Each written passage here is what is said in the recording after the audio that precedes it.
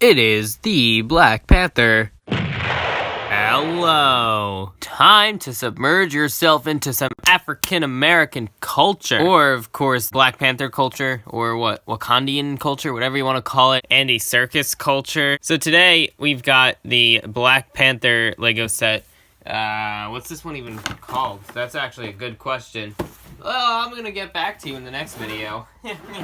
Oh, I seriously can't even find the box. Oh, Royal Talon Fighter Attack. I guess that's a title for a Lego set. Sure, why not? We're gonna remove the figs and actually review this. So this is, of course, in preparation for the Black Panther movie coming out fairly soon in, of course, Black History Month, February, which also just happens to be the shortest month of the year. Huh. So, today, let's look at the ship. So this is what, like the Talon fighter thingy or whatever? I guess it looks like Talons here. We're gonna take the figs out of it. Right now, I got those two, right? There's 4 figs for this $30 set. What do we got? Well, it's actually a pretty neat looking ship. It looks like a Talon fighter. Of course, the thing that stands out the most are these things sticking out on the sides. And thank the lords above that is not adjustable, and rather it stays right in place. See that? See, as I rub my fingers along, they're not shifting position completely. They're all in Technic pins that holds them together. Look at the bottom. It looks interesting. Look, there's white in it. This is slightly breaking apart. No. So, without further ado, let's review the rest of this. Of course, we have this thing that opens up, and you could put some accessories in there, or it shows on the box, that's where you put your prisoners. Or, of course, you could put the heroes themselves. Black Panther make a trailer, and he's like, oh, I never freeze. And then he jumps out of that thing and goes flying down and throws balls everywhere. And you got stickers all across this thing. There's not too many stickers, and they're good stickers, too. Like, these stickers on the sides there really adds value to it. Really helps shape the thing. This is adjustable, these things right here. Look at how much that changes the look. So first it looks like this, and then all of a sudden you move them down, and it's like, do I know you?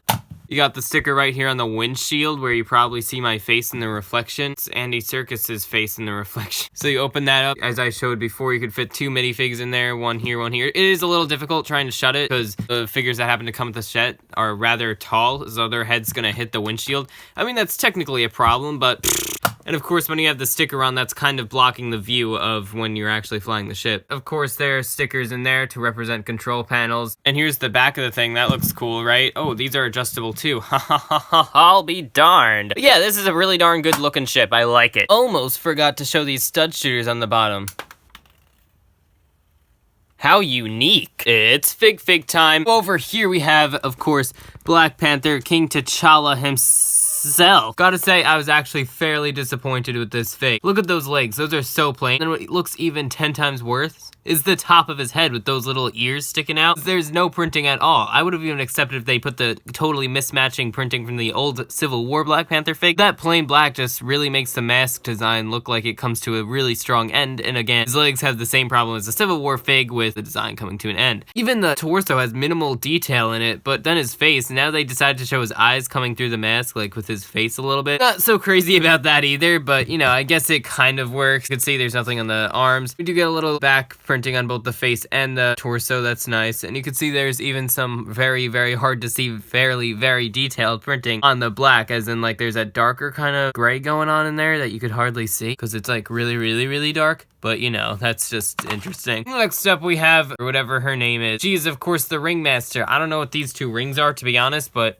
I guess she just works at the circus. She looks like she could fit there, right? Or you could, of course, take her hair off right here and just put it right there. Look at the torso printing on her, though. She also suffers the same problem. There's really hard to see, but very detailed printing. See what I'm talking about there? Those lining of a dark red. You can hardly see it, but yet it's so good. New hair mold, actually. Brand new hair mold just for her. That really works out nicely. I really like that mold. And she has 2 alternate expressions there. And it's a good.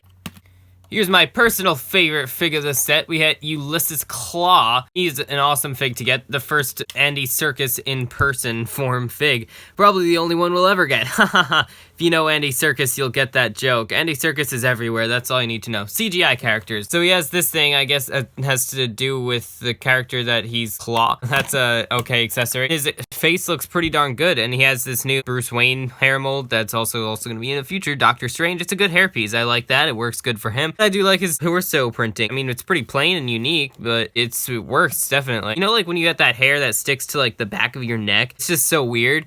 So you could see they did some printing on that. And oh wait, no, it's actually just an alternate expression. My bad. So yeah, he also has his plain expression. Still looks like an Andy Serkis face. So it's good by my law. And here's this other wacko dude. I don't even know what this thing is. Can you believe that flick fire missiles are still in? And even better yet, they're being used as an accessory. So he has to carry around this whole thing where the back of the missile is hanging out like that. Yeah, it's a little stupid.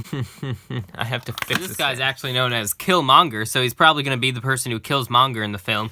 And by the way, just to give you an update on this little Miss T'Challa, the Ringmaster, before you go leaving hate comments, her name is actually Nakia. So yeah, that's cool. I mean, not much of a reader of Black Panther comics myself. But hey, look, he actually has some leg printing. So those two little pockets, pretty sure that's not exclusive, but you know, let's try to use this flick fire missile, shall we? Oh, whoopsie daisy doozy. He has some good blueprinting, that nice rubbery mold. This is rubber, in case you were wondering. It's a very interesting feel for it. But it's a nice little mask. It also has some pretty good printing over it. And then you have some good torso printing and a rather generic face, but it's good because we hardly get any African-American faces in the first place. So having the generic stuff would be good for, you know, people like to make mocks and whatnot. So that's good. This is a good face. And overall, this is a very good set. I like it. $30 for something that has a very good looking ship and 4 different unique exclusive figs. That's right, even Black Panther was exclusive because he has a different suit. This is a good line in general for Black Panther. I'm not getting the other one yet. If I really like the film, I'll get it. But other than that, I usually don't like when LEGO attempts to make these brick-built animals such as that rhinoceros set. But we'll see about that. Ultimately, I like the set, I dig it a lot, and well, stay tuned for Black Panther coming real soon to theaters. No, it's not sponsored, but it's a good set, boy.